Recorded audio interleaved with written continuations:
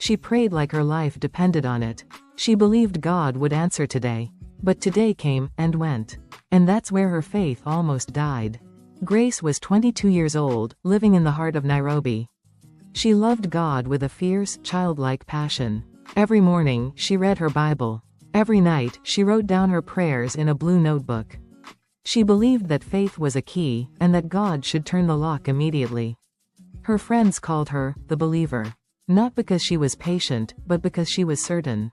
Certain that if she prayed for a job on Monday, she'd get the call by Tuesday.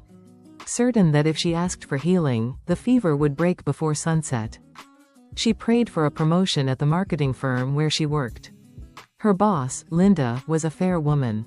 But week after week, the promotion went to someone else. Then Grace prayed for her mother's health. Her mother, Ruth, lived across town. The doctors said it was a simple infection. But it didn't clear up. Day 7. Day 14. No change. Finally, she prayed for a sign. Just a small one. A yellow flower on her windowsill. 3 days passed. Nothing grew. She stopped praying for 3 weeks, not out of anger but out of exhaustion. Her friend Sarah visited her one evening. Sarah said, "Grace, faith is not a vending machine where you put a prayer and get a product immediately. Faith is a seed that you have to plant and wait." Grace laughed bitterly. "A seed, you say? I have been watering this seed for months. Where is the tree?" Sarah didn't argue, she just pointed to the sky. "The sun doesn't rise because you clap. It rises because it was set in motion long before we all existed. Maybe God is working slowly but with a strong purpose." The next morning, Grace did something different. She didn't demand. She didn't list requests. She simply said, "I trust you. Even if the answer takes a year." That same afternoon, Linda called her into the office.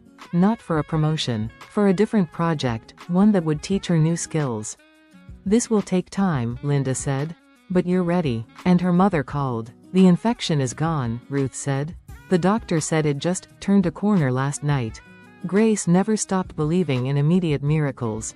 But she learned something greater. That some of God's greatest works are slow. A seed doesn't become a tree in a day. And a soul doesn't learn patience through ease, it learns through the waiting. She bought a yellow flower that afternoon.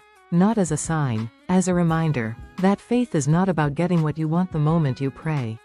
It's about trusting the one who holds time itself. And that took real faith. So do not throw away your confidence, it will be richly rewarded. You need to persevere so that when you have done the will of God, you will receive what He has promised. Epistle to the Hebrews 10 verses 35 to 36. For we walk by faith, not by sight. Second Epistle to the Corinthians 5:7. Thanks for watching. Like, share and subscribe, and remember, patience is a virtue.